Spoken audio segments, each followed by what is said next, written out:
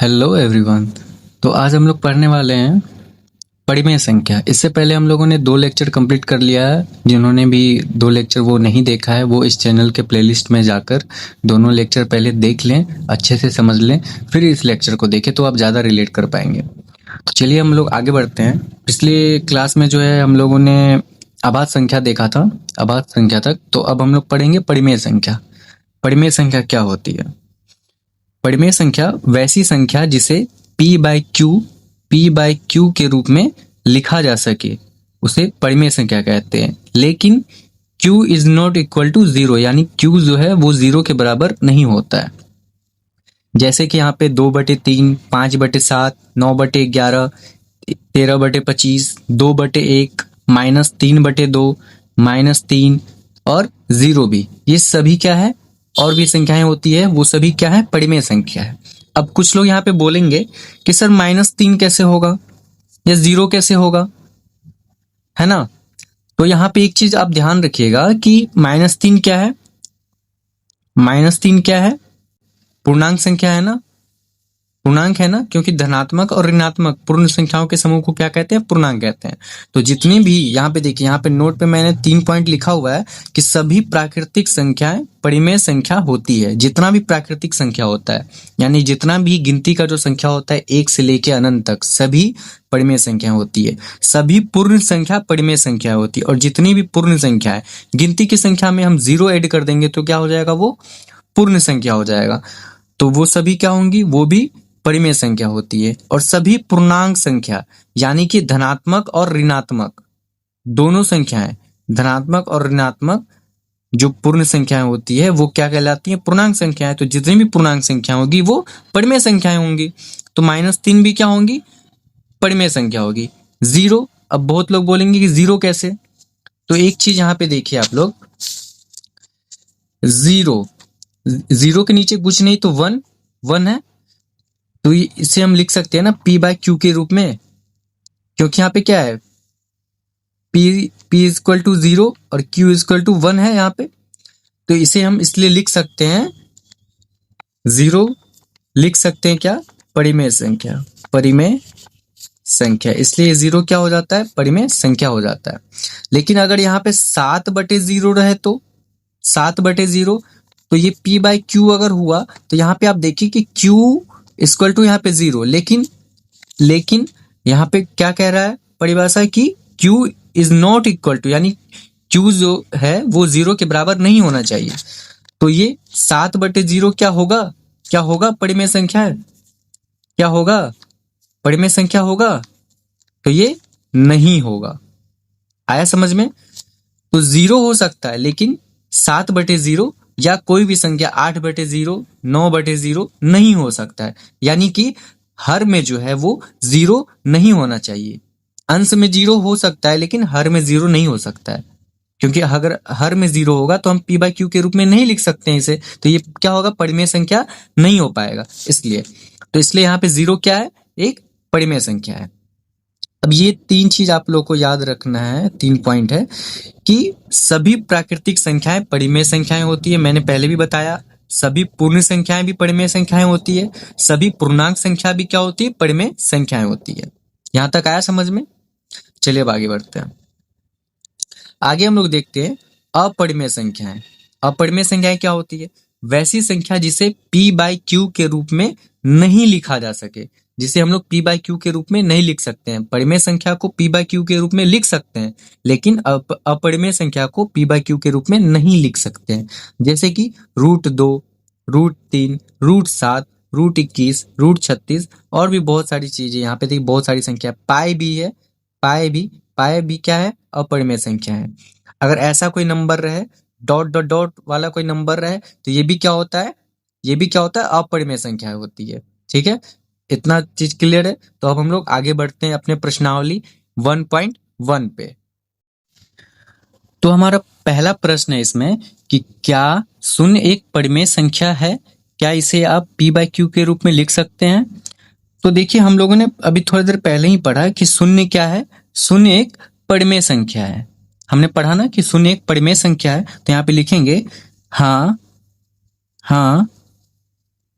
0 एक परिमेय संख्या है। अब यहाँ पे क्वेश्चन है कि क्या इसे आप p बाई क्यू के रूप में लिख सकते हैं? तो लिखेंगे जी हाँ, इसे हम 0/1 यानी p बाई क्यू के रूप में लिख सकते हैं। क्या कर सकते हैं? लिख सकते हैं। यहां तक आया समझ में? बहुत इजी क्वेश्चन था ये। तो हम लोग का सेकेंड नंबर क्वेश्चन है कि 3 और 4 के बीच में 6 परिमेय संख्या लिखें। तो परिमेय संख्या निकालने के लिए हम लोग क्या करेंगे कि इसमें मानेंगे,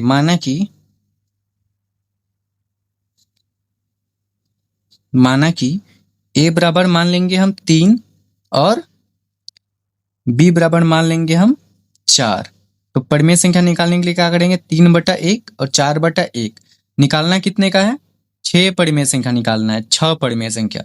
तो जितना परिमेय संख्या निकालना रहेगा उससे एक अधिक यानी कि 7 के भिन्न से हम क्या करेंगे? इसमें गुना करेंगे, यानी 7/7 से गुना ऊपर बी ए में और 7/7 से गुना हम करेंगे बी में। तो ये कितना हो गया? 7 हो गया 21 और 7 एकम हो गया 7, 21/7 और ये हो गया 7 चौके 28 और ये हो गया 7 एकम 7 यानी कि 21/7 और 28/7। तो यहाँ पे हम लोग क्या करेंगे? अब हम करेंगे कि 21/7 और 28/7 के बीच 6 परिमेय संख्या क्या क्या हो जाएगा? 22/7 हो जाएगा, 23/7 हो जाएगा, 24/7 हो जाएगा, 25/7 हो जाएगा, 26/7 हो जाएगा और 27/7 हो जाएगा। देखिए यहाँ पे 1 2 3 4 5 6 परिमेय संख्या हम लोगों ने निकाल लिया। तीसरा नंबर प्रश्न भी आपका उसी तरह है। 3/5 और 4/5 के बीच में 5 परिमेय संख्या निकालना है। तो a बराबर यहाँ पे हम मानेंगे 3/5, b बराबर मानेंगे 4/5। पूछ कितने का रहा है? 5 परिमेय संख्या निकालना है ना। तो क्या करेंगे?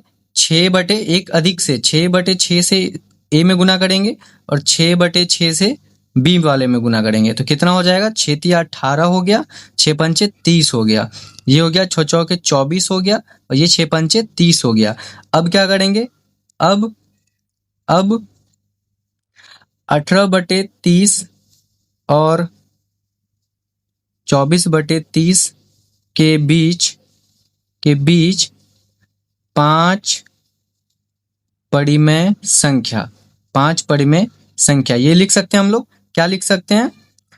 18/30 तो यहाँ हो जाएगा 19/30, 20/30, 21/30, 22/30, 23/30। देखिए यहाँ पे 1 2 3 4 5 परिमेय संख्या हम लोगों ने यहाँ पे लिख लिया। तो इसका ये हुआ सॉल्यूशन। आपको आया समझ में? चलिए अब नेक्स्ट बढ़ते हैं आगे। फोर्थ नंबर क्वेश्चन है सत्य असत्य। इसमें पहला क्वेश्चन है कि प्रत्येक प्राकृतिक संख्या एक पूर्ण संख्या होती है। इसके लिए सबसे पहले हमको देखना होगा कि प्राकृतिक संख्या क्या क्या होती है। प्राकृतिक संख्या आपका होती है 1 2 3 4 5 से लेके अनंत तक। और पूर्ण संख्या का बात कर रहा है। पूर्ण संख्या आपका 0 से शुरू होता है। 0 1 2 3 4 5 से लेके ये अनंत तक। अब यहाँ पे पूछ क्या रहा है कि प्रत्येक प्राकृतिक संख्या एक पूर्ण संख्या। तो देखिए प्राकृतिक संख्या जो है वो पूर्ण संख्या में भी आता है 1 2 3 4 5 से लेके अनंत तक। तो ये क्या हो जाएगा? ये हो जाएगा आपका सत्य, यानी कि प्रत्येक प्राकृतिक संख्या एक पूर्ण संख्या होती है। अब यहाँ पे दूसरा नंबर क्वेश्चन है कि प्रत्येक पूर्णांक एक पूर्ण संख्या होती है। तो इसके लिए सबसे पहले पूर्णांक हम देखते हैं। पूर्णांक संख्या क्या होता है? ये आपका 0 1 2 3 से लेके अनंत तक। इधर ये -1 -2 -3 से लेके ये अनंत तक होता है। आइए अब देखते हैं क्या। अब पूर्ण संख्या क्या क्या होता है? 0 1 2 3 4 5 से लेके अनंत तक।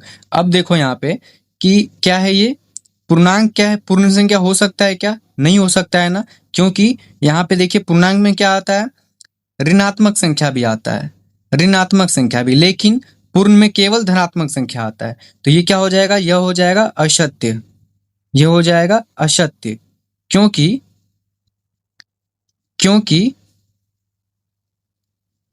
पूर्णांक संख्या ऋणात्मक भी होती है, जबकि पूर्ण संख्या केवल धनात्मक होती है, केवल धनात्मक होती है। आई होप कि ये क्वेश्चन आप लोगों को समझ आया होगा। चलिए अब बढ़ते हैं नेक्स्ट क्वेश्चन पे। इसका तीसरा नंबर जो क्वेश्चन है कि प्रत्येक परिमेय संख्या एक पूर्ण संख्या है। तो देखते हैं क्या है परिमेय संख्या। परिमेय संख्या तो ऐसा भी होता है ना, 3/2, 5/3, 4, 2, ये अनंत तक। और पूर्ण संख्या आपका 0 से स्टार्ट होता है, 1, 2, 3, 4, 5 से लेके ये अनंत तक।